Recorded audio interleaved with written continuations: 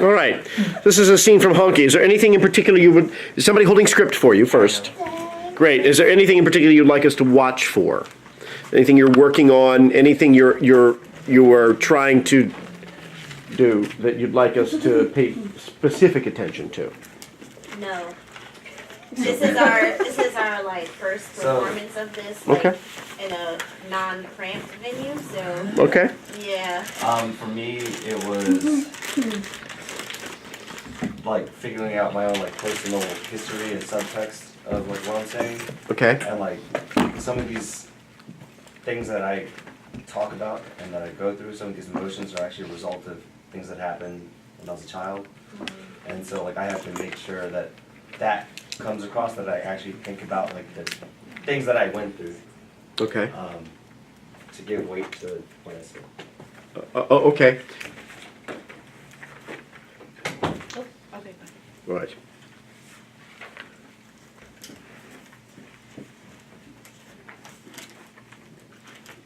Ready? Stand by.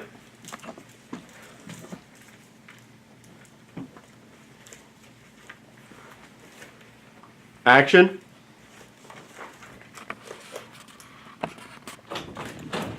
Reach for the sky! Thomas, Reach for the sky, motherfuckers! what are you doing? Why are patients outside?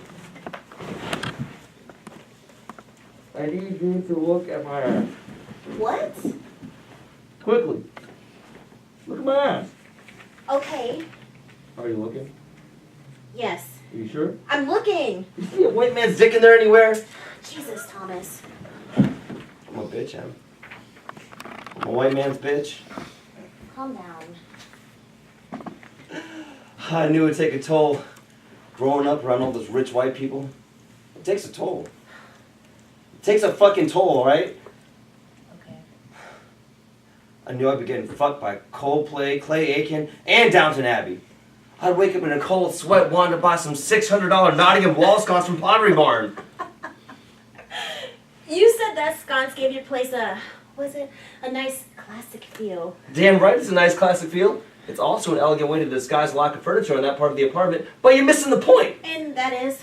This is not what black people talk about. Oh, not this again.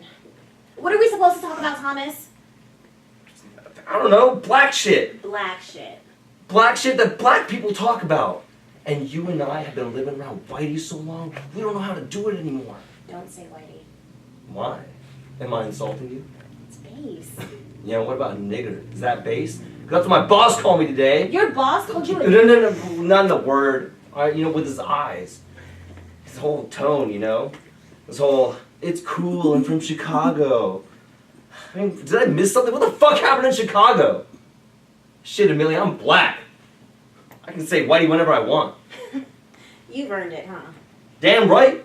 My heritage. Your heritage is Rumson, New Jersey. And I'm sure Bob Gammons wouldn't want you calling him whitey. Bob Gammons? What? Fuck Bob Gammons. Fuck Bob Gammons? Fuck him. That's nice, Thomas. He was like an uncle. Well, fuck him and fuck Whitey. Shh. Oh, Whitey! Whitey! Cracker! Honky! You white trash! K! Stop. Sit down. Having a You're having a panic attack. Sit down. panic? I'm having a damn heart attack. You're hyperventilating. Listen to me, okay? Breathe in. Breathe out. Good. In. Out. Good. I used to do this all the time as a kid, remember? I used to scare the hell out of Mom and Dad. I never knew what you were so anxious about here.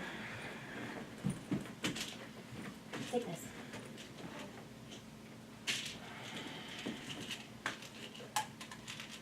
People don't hyperventilate. It's an anxiety attack. You know, I don't get anxiety attacks neither. You'd be surprised. Yeah? How many black patients do you have?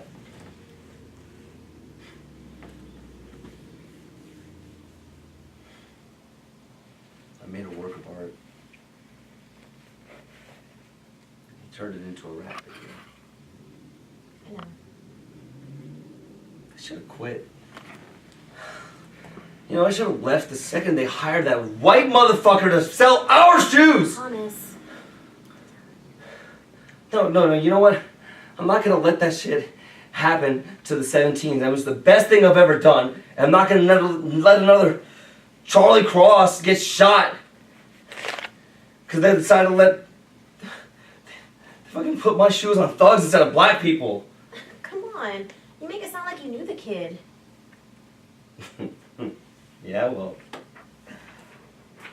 I told Taliesin he was my cousin. You what?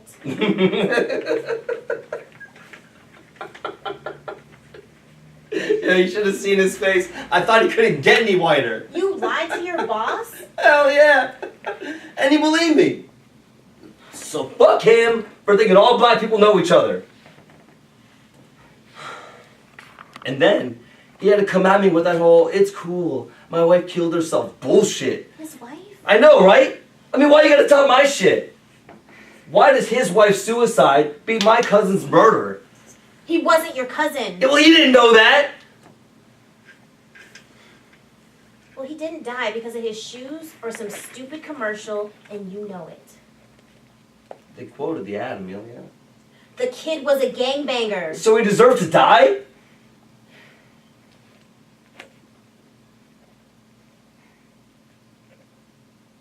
Line. We cut that shit out. Damn. Will you cut that shit out? Damn, I'm on your side. Look, I know you've got this guilt, this conflict. You've got it in you that because you grew up with education and money that you're not black enough. But getting yourself shot doesn't make you black. It makes you stupid. Oh, so he was stupid too. You see this? You talk about how you're so offended at this commercial and its portrayal of black ghetto youth as aspirational, yet here you go, defending the lifestyle. It's just like when we were kids and you were always playing ball with those gangbangers from the neighborhood over. Oh, you mean my friends? Friends? You would come home crying every time. All that shit they give you. Call you rich boy. Call you white. Honky. Make fun of how you dressed. How you talk. And sure enough, next day you'd go back for more. Don't do that, alright? Don't analyze me like you do your white people. That's the difference between us, Thomas. They're not white people to me. They're people with problems. You think they just think of you as their doctor?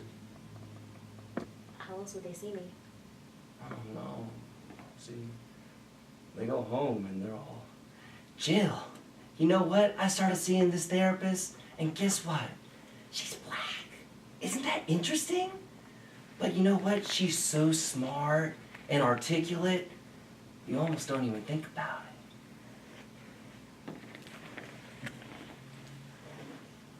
Does everything have to be so heavy? Is this what talking about black shit is? Mining for some diabolical subtext? Or stereotypical conversations about the white man keeping us down? You don't look down, Thomas. I'm gonna find him, Em. I'm gonna find that black motherfucker who wrote that ad. I'm gonna pick him up. What makes I you swear to think God. that he's black, Thomas? I'm not kidding, Em. At the 16 party tomorrow night, I'm gonna find him. I'm gonna take him outside and I'm gonna show his ass what's up now!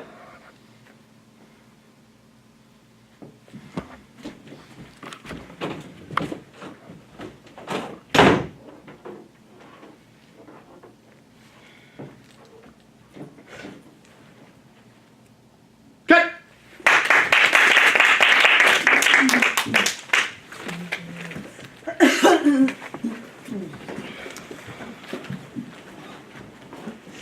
Oh, yeah, kind of like.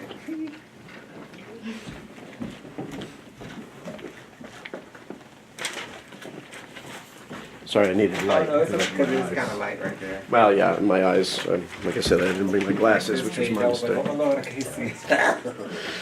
Okay. Fire away. I really enjoyed the relationship. It was really clear to me, the relationship you guys established. And there were a lot of times I could really see the shift in your thoughts and you guys had to shift a lot in terms of being serious, being funny, and a lot of those were clear. One of the things for me throughout the scene was the use of pausing, because it kind of became so frequent that the moments where the pauses were in the script or like really necessary kind of started blending, because there were moments we could have kept the pace moving and we didn't. Good note. If you have a lot of pauses, the pauses that are intended get lost. Very good. What else? But what's causing that pause and kick? Their delay, and what are they trying to do? I don't know. You know, I mean, I think what's happening is in this particular instance, they're playing the scene. And the scene is a natural conversation, has pauses in it. The script is asking for something different. Right. The script is trying to tell you, in this case, that where the significant moments are, where the major beat changes are. And so, in a normal scene from film that wouldn't ever be this long, we could populate pauses with wherever the actors find them. In this particular instance, the script. So what I would say is your first responsibility is to try and see what the script is trying to tell you. And then feel free to throw it out. But try what the script is saying first, is what I would say. And you're not the only scene to run into this. Right. You know, we've had a few scenes that have sort of hit this, and it's Well, it was weird, right? Because when you read it, it has a certain rhythm to it. Yeah. Like it's asking for a certain rhythm to Yes. it. And then as I'm like trying to believe whatever I'm saying, some things just don't come naturally like that. Like I have to walk there myself mentally Sure. Yeah, and when some I'm at stuff, that point. it feels like, there's some parts where we're kind of throwing jabs at each other. Yeah. And it's, kind of from childhood too. So I know for me, except the part where I kind of like missed my line, I was trying to let it sink in. it's fun. I mean, this. But I can see how like it. Yeah. It was just a lot of pause, and there's ones that are actually put in there, and you don't see those. Well, Yeah. first pass is a process pass. Right. It's fine. Yeah. It's fine. Feel through it. This was not expected to be like a final showing at all. This is a work in progress. So I think you're fine doing that, and just explore both. And I just want to because there were moments where the pauses were perfect. Yeah. It was great. That This made is not what sense. you did, but I'm just saying, like, for example, it's the ones that'll be like, I knew eventually I'd be getting effed by Clay Aiken Coldplay in Downtown Abbey. Pause. I'd wake up in a cold sweat, like those types of pauses where it really wasn't Gotcha. necessary. You know why those pauses are there, right? You know what? But, They're laugh pauses. Yeah. Well, no, I'm saying, like, Yeah. the ones where you would just run, like, where the thoughts could run together and still get the comedy across, and the ones where you have to stop. Yeah. So you're right. Feel the difference between those. The laugh pauses are not really for us. I think it's strange that I just almost tripped over a line and had to catch myself. yeah, it's fine. But I feel Enver's what you're right though, Okay. But because when you said like some of it doesn't come naturally, because like a lot of scenes in this aren't like that, because it's such a sensitive subject. Mhm. So it's like, of course you're gonna feel iffy about saying it at first. So it's completely. Would that influence be there in that relationship at the time? Probably not. No. No, they wouldn't have had that if he didn't. No, I'm full on ready to rant. I was But weak at the there's entrance. one person I can talk to about anything and everything. Right. Right. That entrance took me out. I just wanted to say, when you just fell on the chair and committed booty up, I was weak. That was Yep. such a. I think you guys having a bond outside of this really Makes it work. plays so Definitely. Yeah. well in this scene. Like, Yeah. I feel like at this point we're making to take it even better, because I really, really like what you guys came in with. Yes, come on, office. Yeah. Nice to meet our Moving on up. So we What's can a pot of play? What's a pot of play? Oh my god. On the table. No, honey. pills You can be put on the table. pills on the Look, the table. dress is all girl. up here. I'll take your insurance. Go I ahead. need Yeah. There you go. let her people they can lay their feet out on her couch. I'm still trying to get my therapist to get me one where I can lay across. It's okay. She need a couple more of your visits before she can make that happen. Because it's 120 every pop. I think it's a joke.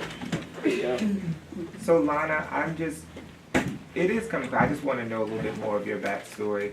how did you feel? He reveals in the dialogue a lot about how he felt about the upbringing that he had. How do you feel about the way that you guys grew up in terms of your identity as a black person in a family? So what I came to the conclusion of in this scene is that I'm fine with it because it hasn't been revealed yet in the play. So I'm fine with it, and I don't want him to shame himself, you know, for not. Because, I mean, personally for me, like, you know, I've gotten shit in the past. Oh, you talk white, things like that, you know? But just because you're educated and just because your parents may have been a little bit more well off, you know, it doesn't make you black to have to struggle. Not every black person is considered black because of the struggle they went through. So I'm just trying to get him to kind of come out of it. But I'm content with where I'm at. Did any of the teasing and things bother you?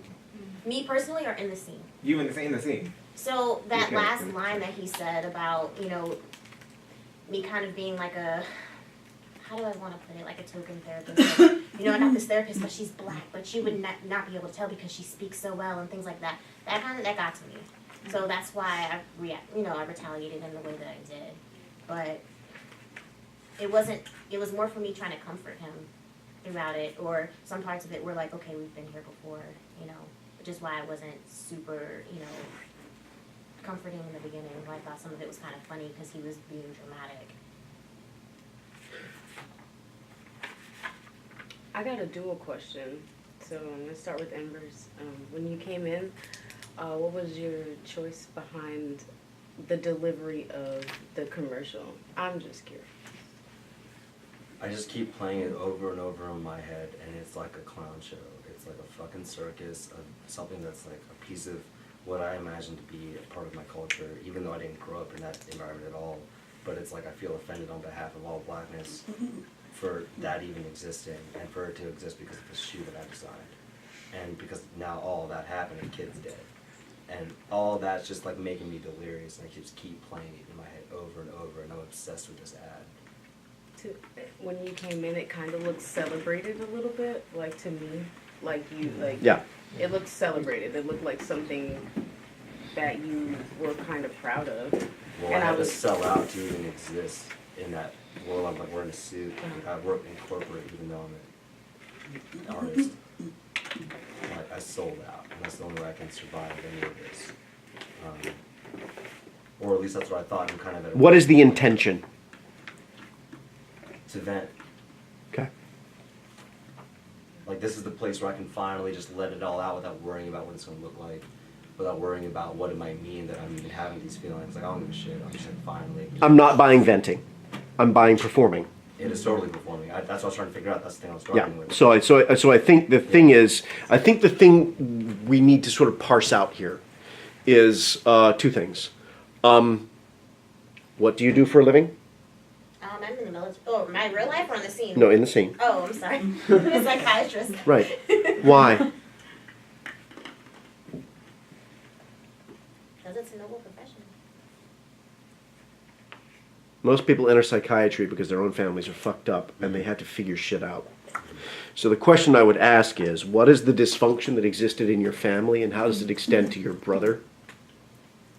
Yeah, I was telling her earlier tonight that she's always been my unofficial therapist my whole life. Yeah. Like, me coming to her all the time with these issues, and her Sure. trying to be like the stable person in the family to kind of. But that itself is unhealthy.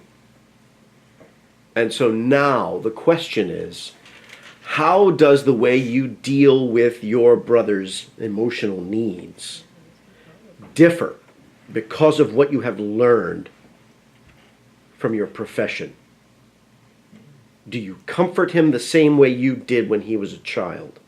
Or is there an element of therapy that you now apply to every relationship? Do you understand boundaries better? Do you understand that your job is to not engage on a certain level that he always needed you to engage on? Not that you're remaining emotionally distant, but that he was after something other than just help. Did he need an ally in a fight? Did he goad you into his fights? And now, do you have some objectivity that he draws you back into when he insults you at the end? You with me? Yeah, I mean, I feel like I try to remedy it with Driscollol. Like that's kind of like my. But Driscoll's not in this scene. That's not what I'm giving him. No, When I say take this. Driscoll is not a player in this scene. Okay. it doesn't even exist in the world I mean, yet until.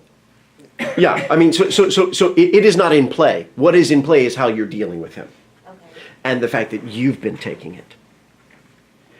And how your profession and what you've gone through changes how you deal with him and how you cope with his current mood. If he enters in that state, what makes him different than a patient? Well, he's my family. Yep. One. Two, he's being extra, and I have Yes. patients outside, so you're acting. You're showing your color essentially, and I'm like, hey, chill. You are not at home, you're in your office. If a patient entered the door and behaved the way he did, You would need to leave. is that what it would be? Patient had an appointment and walked in like that? Where does the psychotherapist's brain go? What is the coping mechanism? What instincts step in? And if you look at the dialogue, your first instinct is, don't upset my patients. Is this the first time that he has done something to draw attention? Or is this a habit with him? What is his profession? What's your profession? I'm an artist. I mean, fuck. What else do manic depressives do? So there is this thing that this nature he's exhibiting may have always existed for him. And therefore, this may be part of why you even entered this profession. So this is, at the same time it is a comforting thing, there is an element of therapy to this. And this room was far too big for that. You entered a living room, and what you need is an office. That's why I brought the chair in. You need things to do and handle. That's why there's shit on this table now. Because there's too much eye contact, there's too much random movement that doesn't make any sense. A lot of wandering going on. And also, the whole scene has a lot of moments that are just too big. And they need more intimacy. So you're acting like there's an audience of 500 people out here. And there's not. It's a small room, and we can hear you if you just talk at this volume. And the parts of the scene that worked best for me were the ones that were here. And the things that were full energy for this room were at a 15. They could be at a 10 and be just as intense, but be more truthful in this space. Or even more so for this device. So this class, we tend to aim toward what would be more appropriate in a film context. So we can bring that intimacy in.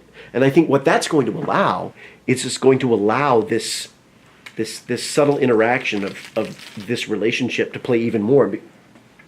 Yes. To be even... to be even more prevalent and more visible. Because small moments can then happen. Manic or panic or anxiety then doesn't have to take up this whole space. It can happen there, and you can deal with that there. Okay?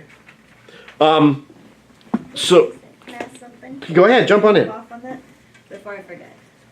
Launa, when Keith asked like, what is his outburst due to you, or what, something like that. You said he's being extra. He's showing his true colors. Did you mean that from? Well, from a psychiatrist perspective, like where I'm at now in life, like this is not professional.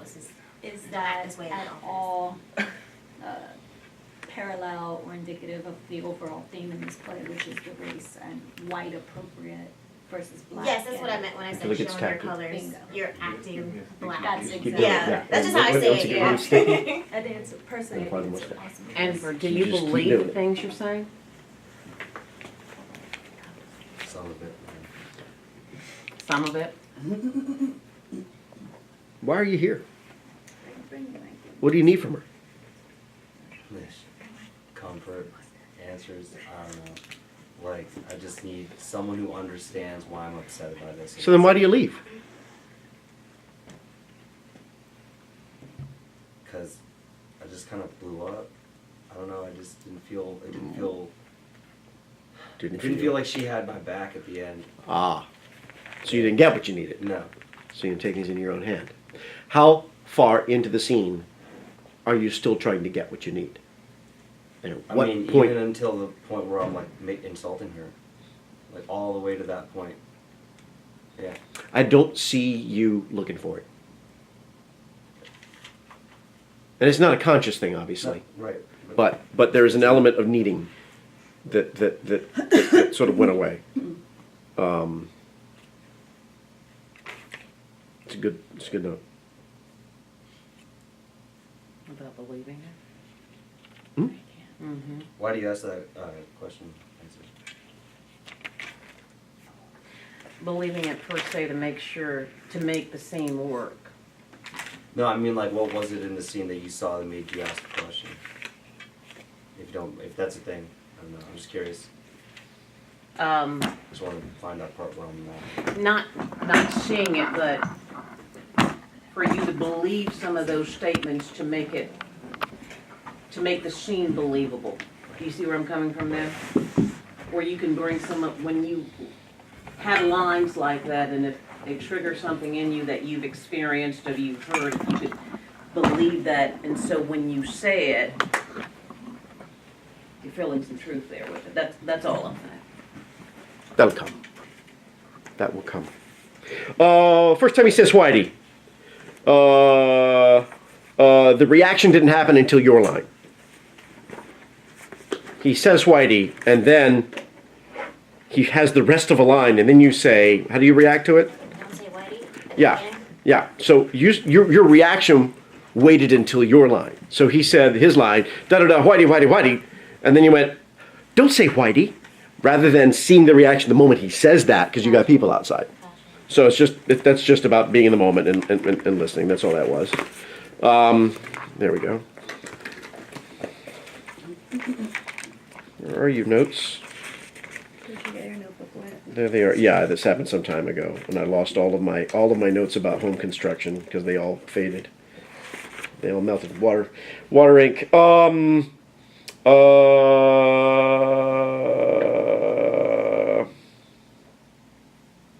Come on, you make it sound like you knew the kid. Is it your line? What are you trying to do when you say that?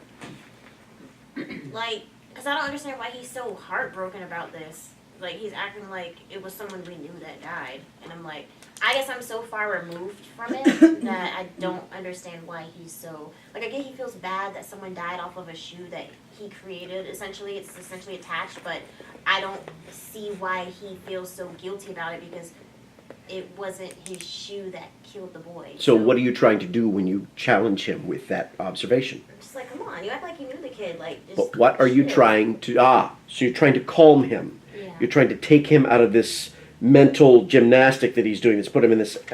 headed toward an anxiety attack. Because you know he has these.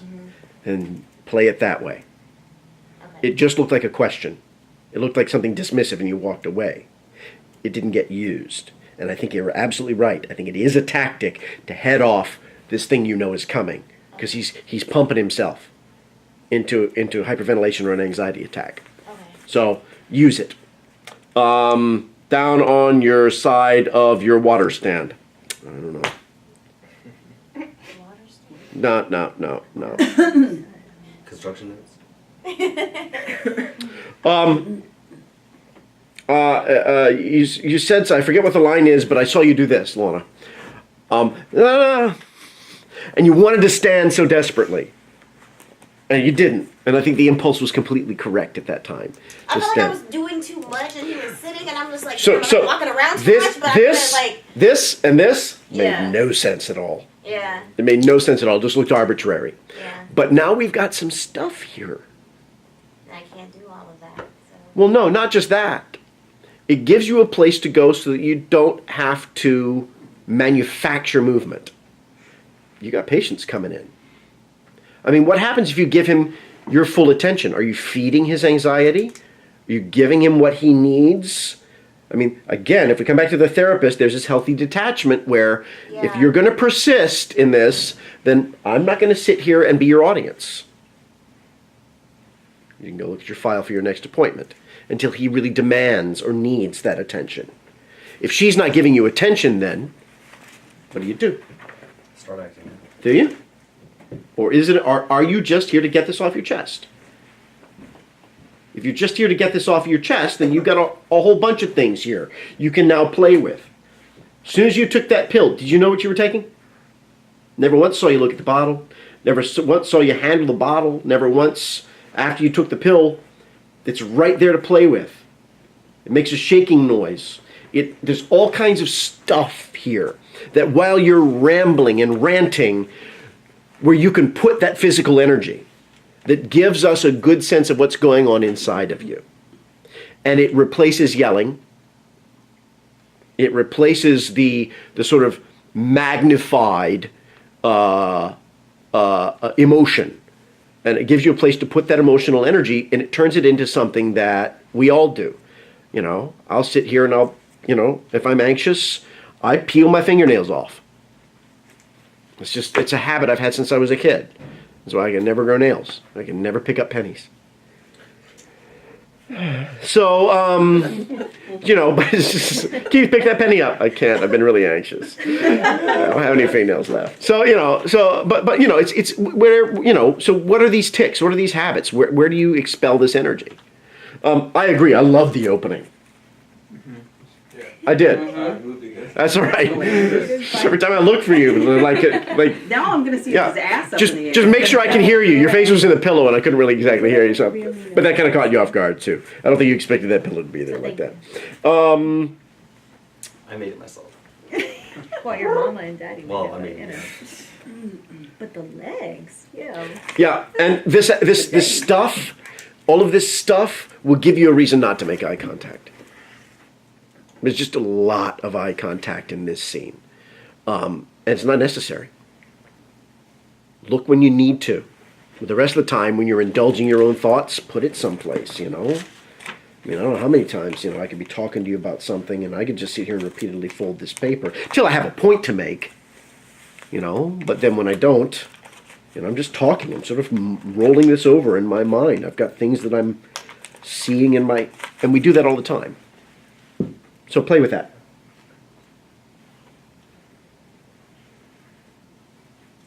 Other notes? I'm still trying to figure out what the hell to do with that first line. What's the line? Reach for the sky. Reach for the sky. Reach for the sky, motherfucker. What's the punctuation in the script? Oh my gosh. Reach for the sky. It's like exclamation points, and then it's like reach for the sky, motherfuckers, with all the A's and S's.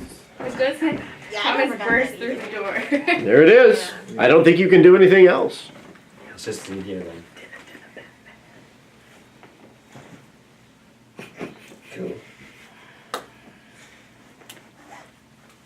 Are you wearing a beard? Oh my god.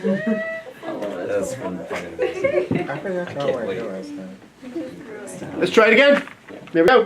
Thank you. Very good. All right. So, I encourage you next time you do this, make the space your own. Bring in whatever you need. And yeah, you've got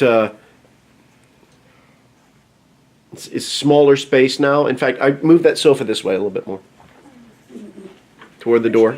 Just slide. It just slides. You don't have to lift. What's that? How much do you like your figurines? Because his ass might totally. Oh, that's fine. A little more. Closer to the door. No, I mean, not the size. I was Good. just saying. Let's bring this chair over. Just tighten the space up a little bit more. Your ass may fit that figurine. That's all I'm Yeah, I'm not that saying ass, it's today, something like that. I'm Leave just yourself your saying. room to Yeah. Oh yeah. do what you need.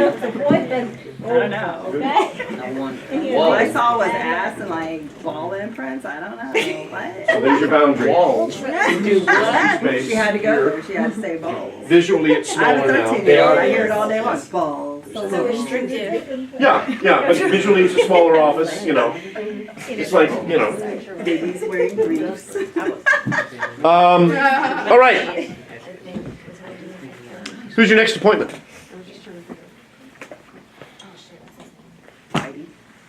Oh, what? I Gail. forgot his name. No offense to Gail.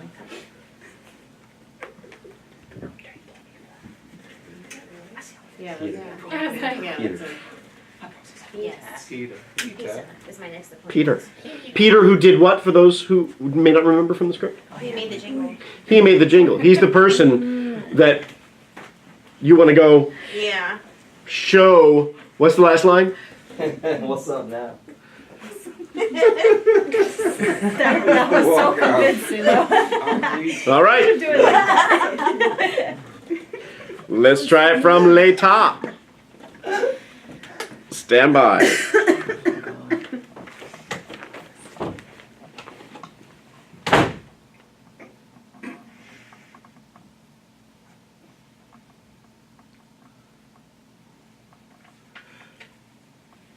Action.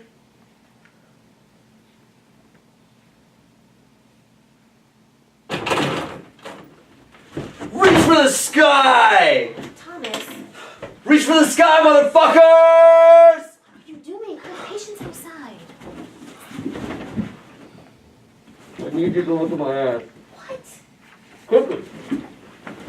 Look at my ass. Okay, okay. Are you looking? Yes. Are you sure? I'm looking. You see a white man's dick in there? Jesus, Thomas. I'm a bitch, Em. I'm a white man's bitch. Calm down. I knew it would take a toll. Growing up around all those rich white people, it takes a toll. Okay. It takes a fucking toll, alright? You know, I'll be getting fucked by Clay Aiken, Coldplay, and Downton Abbey. I wake up in cold sweat, needing some $600 Nottingham wall scones from Pottery Barn. You said that sconce gave your place a nice classic feel. Damn right it's a classic feel. It's also an elegant way to disguise the lack of furniture in that part of the room. But you're missing the point. And that is? This is not what black people talk about. Oh my god. Not this again. What are we supposed to talk about, Thomas? I don't know. Black shit. Black shit. Black shit that black people talk about. And you and I have been living around whitey so long, we don't know how to do it anymore. Don't say whitey. Oh, why? Am I insulting you? It's base. Yeah, what about nigger? Is that base? That's what my boss called me today. Your boss Well, called you? he didn't, not in the word, no. You know, his eyes, his tone, his all, it's cool, I'm from Chicago. I mean, did I miss something? What the fuck happened in Chicago? Shit, Amelia, I'm black. I can say whitey if I want to. You've earned it, huh? Damn right. My heritage. Your heritage is Rumson, New Jersey. And I'm pretty sure Bob Gammons wouldn't like you calling him Whitey. Bob Gammons? Man, fuck Bob Gammons. Fuck Bob Gammons. Yeah, fuck him. That's nice, Thomas. He was like an uncle. Well, fuck him and fuck Whitey. Whitey! Whitey! Honky! Cracker! You white trash! Read! Sit down.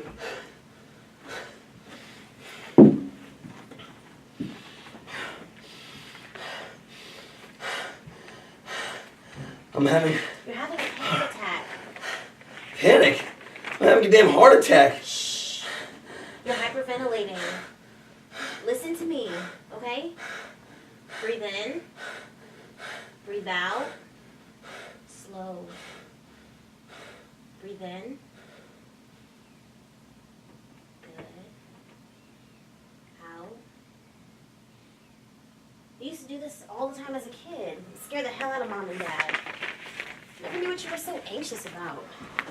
Take this.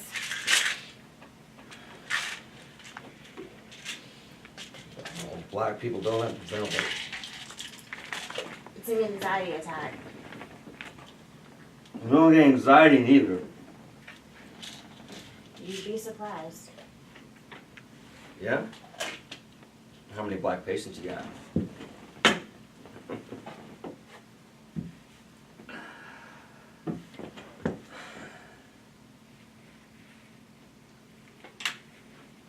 I made a work of art. And he turned it into a rap video. I know. I should have quit. I should have left the second they hired that white motherfucker to sell our shoes. No, for real.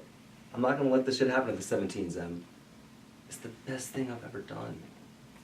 And I'm not gonna let another Charlie Cross get shot because I let them put my shoes on thugs instead of black people. Come on, Thomas. You make it sound like you knew the kid. Yeah, well, I told Taliesin he's my cousin. You what? You should have seen his face. Yo, I didn't think you could get any whiter. Wait, you lied to your boss? Hell yeah. And he believed me. So fuck him for thinking all black people know each other. And then he had to come at me with this whole, oh, it's cool, my wife killed herself bullshit. His wife? I know, right? I mean, why you gotta top my shit? Why does his wife's suicide beat my cousin's murder? He wasn't your cousin. Yeah, well, he didn't know that. Well, he didn't die because of his shoes or some stupid commercial, and you know it. They quoted the ad, Amelia. The kid was a gangbanger. Oh, so he deserved to die? Will you cut this shit out? Damn! I'm on your side. Look.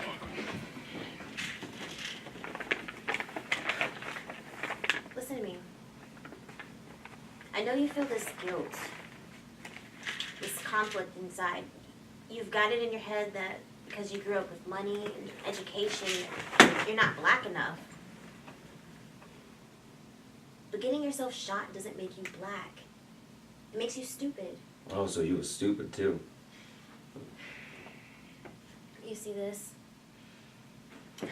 You talk about how offended you are at this commercial and its portrayal of black ghetto youth as aspirational, yet here you go, defending the lifestyle. This is just like when we were kids and you were always playing ball with those gangbangers across the neighborhood. Oh, you mean my friends? Your friends. You would come home crying every time. All that shit they'd give you. Call you rich boy. Call you whitey. Honky. Make fun of how you dressed. How you talked. And sure enough, next day you'd go back for more. Don't do that. Alright? Don't analyze me like you do your white people. That's the difference between us, Thomas. I don't see them as white people. They're people with problems. You think they just see you as their doctor. What else would they see me as? Oh, no. See, they go home and they're all, Jill, you know what? I just started seeing this therapist, and guess what? She's black. I mean, isn't that interesting? But she's so smart and articulate, you almost don't even notice. Does everything have to be so heavy? Is this what talking about black shit is? Mining for some diabolical subtext or stereotypical conversations about the white man keeping us down? You don't look down, Thomas. I'm gonna find him, man. I'm gonna find that black motherfucker that wrote that ad. What makes you think he's black, Thomas? No, I'm not kidding.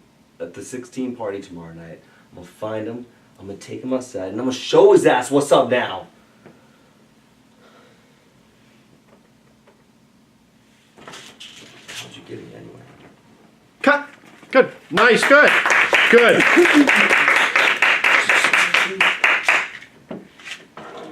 What did you discover about movement? A lot of the times it's not super necessary. Right? Yeah. What is that chair? Well, is it in the scene? Or, what do you mean?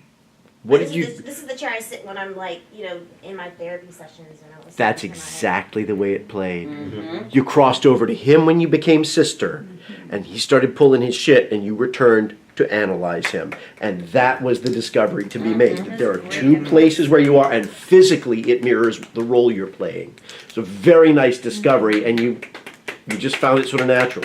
So nice. Right. And that played very, very well. There's a lot of this was just nicer. It was just more centered. I love the fact that you did not put the pills back in the bottle. and that, I mean, that's exactly, you wouldn't. And thank you for being in the moment and making the decision as it would demand. Yeah, I mean, there's a lot. What did you guys like about this one? I like- Amber's use of props. Sorry. No, go ahead. Go, girl. Yeah, like the use of props, like where, I don't know, it just it felt like you guys were connected with your surroundings as well, which made it very engaging for us as well, for me as the audience. And the eye contact, I felt, was less. You had some Right. good moments where you looked down and was still speaking to him, and it worked. And I like when you do, because I do this in therapy sometimes, when you were talking about, something you were talking about that was kind of heavy or whatever to you, you grabbed the snow globe. Yep, And you that was a good focused move. that into it. I guess that was, whatever that was your way to deal or cope with, it was such a real moment. I loved it. Yeah. I feel like you guys did a good job of kind of reeling in the magnitude of the emotions without changing the emotions. They were still Right. expressed just as clearly, but just the volume of it. Yeah. You guys did a really good job. Same dynamic. It was just, everything was brought down by a magnitude or two. So everything in relation to one another still worked, still worried about the people outside. It all played just fine. It had that intimate feeling that Keith was talking about. Yes. I have a question. Please. How did y'all feel about the panic attack scene part? Yeah, like I was like, oh shit, it like kind of didn't happen almost at first. Why, do you think? 'Cause, like, Something different happened this time. Yeah, it was like, well, me keeping things down and suddenly I have this outburst. It wasn't like I was even ready for it. Like, it didn't. I only did it to get at her because I saw how she was reacting. Mhm. Whereas like before, it was playing from a place of all the times I've been called white and honky and just the weight of it. But nah. I think it's worth playing with in rehearsal still. I think it's especially worth playing with if you don't try to stop him. This is his thing, right? This is what he does. Watch him. Like you already knew what to give me. You know it's coming. So this is what somebody who's lived with somebody that does this to themselves does. It's like, all right, here it comes. Just let him end. All right, let's now start breathing. So you see what he's doing. You see he's pumping himself up. Maybe that's the way to go. Play with that in rehearsal. See what that is like. Because you were never like, hey, are you okay? You were like, ah. Because when you put if you put your hand over his mouth, and part of me was like, I think I saw you almost want to grab a pillow and put it over his face, and then if he can't breathe, it just looks as you're suffocating him. So I mean, there's only so far you can go with stopping him, right? So maybe the opposite is the direction to go. And just let him, and that way that gives you the room to build on this thing of being called whitey, and then suddenly you go to your place and all she's there to do is pick up the pieces because she's not going to enable you. Yeah, because when it was directed at her, it didn't mean the same thing to me. Yep. So, good discovery. I have a note about that too. There was like a shift that at least I noticed. You weren't really following her directions at first, like breathe in, breathe out until like halfway through that, and then when you finally she told you to breathe in again and you did. So I really noticed the change there. Take from it what you will. First take, you never followed her directions. Yeah. So this time you did. I agree. That was nice. It was nice. You guys were on the same page a lot more. It was easier This to calm past. him down, I felt, this time. So I think you can find a balance between the two and still get what you need to get to the anxiety attack. I have a But, question. When real quick. when he tells you that your patients go home and talk about you that way, how did that make you feel? I mean, I felt like I was, close to tears. Like, it made me upset. It hurt me because all this time I don't want to be judged on because I'm black. I want to be judged on my intellect, Like, I am smart just because I'm black doesn't mean, she's just as smart as a white therapist or she's just as smart as whatever type of therapist. Like, why can't I just be a therapist? I don't look at you like, oh, you're white or you're black and you have these white issues or these black issues. You're just people to me that all have. So have different issues. you didn't believe that your patients do that, or was there a I part of think- you that kind of questions that they do? I feel like a part of me is in denial with that, because I try to be as blind to race as possible. So when he said it, it kind of triggered some thoughts I had in the back of my mind. Here's what I saw. you went full therapist. That's how you coped with it. You saw what he was doing. He was lashing out at you. And the lines reflect that. The last things you say are the most therapist, and you did it this time. You completely disengage, and you went, does everything have to be so heavy? It was a clinical question. First pass, it was, does everything have to be so heavy with you? This time it was, why do you have to make everything so heavy? Is this a thing with you? Is this what you think it is? And that played so beautifully because it allows you to completely, it's a great coping mechanism for you. It allows you to completely to disengage. I loved it. Yeah. I loved it. That played out very, very nicely. It's a good question. Why'd you ask the question? Sure. Well, because that's what I saw. It was like she just went really straight with Mm-hmm. like it didn't phase her at all. Ah. So if there was that hint of, man, you know how they talk. Is that how they think? Like you didn't see that a little bit. So I like the way you went really, really cold. You kept looking at him. You didn't break away from him when you said that. When you said your lines after that. Why do you say you don't seem down, Thomas? Because, when they're talking about, conversations about how the white man keeps us down, he has a corporate job designing freaking sneakers at Very one good. of the top sneaker lines. You're wearing a freaking suit. You don't look like you're struggling, bro. Like, at Good. all. So Good. Thank you. That's very specific. That's very good. Can we do the sconce sequence, please? There's something I'd like to fix in that. Yes, please. Because that shit, does it make, it just seems like a line from Fresh Prince, Yep. they hold like candles in the wall. It feels sitcom-y. Yeah, totally. Let's fix it. Please. So let's take it from. Please help us with that. So it's a very easy fix. Okay. Your response Because to I her. have one, first of all. So your response Not to in her. real life. Your response to her right now is it's sort of snipey. Make it sincere. Like I really did wake up in a cold sweat and then got on a computer and Amazon Prime that shit. Because what? No. It's the next line. It's the next line. It's the explanation. In the room. Oh yeah, Well, yeah. What it does to the room. No, it's a very simple thing. No, it needed more light in that corner, and I need to put a light in there, and it really does. It helps with that. Just make it completely sincere, and then, but you're missing the point. Is you're out, and you can't invest that much in the question that you ask and that leads to the sconce. So let's try. I tried it like that only this time actually, because usually I just say it like regularly. But today I was thinking because she was saying how, she's given me shit for this sconce before. We've talked about this, so it's like an inside joke between us brother and sister.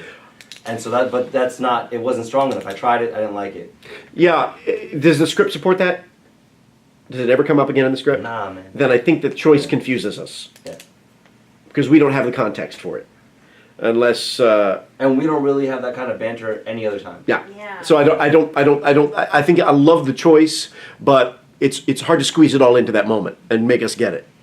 Let's take it from. So am I not teasing him about that? Because that's kind of how I interpreted it. He still can. Yeah. No, I think you can. Okay. I just don't play it all like. I knew eventually I'd be getting fucked by Clay Aiken Coldplay and Downton Abbey. Mm-hmm. Let's take it from there. I know you're not at the energy level. I got him here. Okay. Ready? You ready, Lon? Yeah. I knew eventually I'd be getting fucked by Clay Aiken, Coldplay, and Downton Abbey. I'd wake up in a cold sweat needing some $600 Nottingham wall sconce from Pottery Barn. You said that sconce gave your place a nice classic feel. So I think you're making too much of it. I think you're busy and that's what he said, right? Oh, so just like Yeah. roll it off, don't pay him that much attention. Try it that way. Okay. I'd wake up in a cold sweat needing some $600 Nottingham wall sconce from Pottery Barn. You said that sconce gave your place a nice classic feel. Damn right, it's a nice classic feel. It's also an elegant way to disguise lack of furniture in that part of the apartment. But you're missing the point. I think that's closer to the mark. Okay. I think it's closer to the mark. It's sincere. It's like you said this. Yeah, no, it was necessary because it did this. But yeah, and then pulling it back out of that and trying to get it back on your track. That makes sense. I don't think it has to be that dismissive. You know, it's a sincere thing. You said it was beautiful. You really liked it. Okay. You know, keep it sincere. And I think that fixes the Like I moment. told you when I bought it, because it was 600 bones, and I was like, but I mean, it gets the nice classic feel. Oh, okay. Makes sense. Yeah, and so then it just becomes a thing rather than a joke or a moment. Gotcha. And then that takes us, and then that's going to change what follows to the Bob Gammons thing. Right. Which I think there's room to continue to play with, even though there are exclamation points, dealing with intensity rather than I magnitude. can't make up my mind. Keep playing. All right. Do one pass where it's more about intensity than volume. And if there's a moment that you think really plays well that way, so rather than fuck Bob Gammon, it's just instead I it's feel like he's just really fuck Bob reaching to be that militant black dude who wants to be offended about everything, but like he didn't live the struggle, so then he has that duality of like, you know, is Bob Gammons was he one of those white people who like made that narrative go? That makes complete sense, but not everything is standing on the rooftop. You know. Oh right. You mean about levels? Yeah. You know, so I mean, carry it in your heart. Okay. You know, be an internal Black Panther. That is a word of the year. You know, but you know, so I mean, but you play with that. I think you guys are in a really good place for the fact that you didn't really have a first showing, and so now you've got another chance to keep working the scene, and another chance to bring that stuff in. I think you fixed a lot though this One pass. thing I don't know if anyone else noticed or if it's just because I have the script for you guys, but sometimes there's some like ad-libbing happening that I I added think the word is didn't exist. taken out of dialogue, especially it happened in both passes, the line where they see you just as their doctor, how they see me, and so I think that changes completely because the last time you said it and you're like, what else would they see me as is very different than how else would they see me. Gotcha. So just getting it little, verbatim. it's like little tweaks, but like, you know, Yeah. this is your first pass and this is a lot of dialogue. Yeah. But it does change that. Yeah, completely. especially the entire context of this identity, this color, how they see me versus what they see you as are two really different. Yeah. Francis? Nope. Nope. I'm good. Anybody else? All right, moving on. Thanks, guys.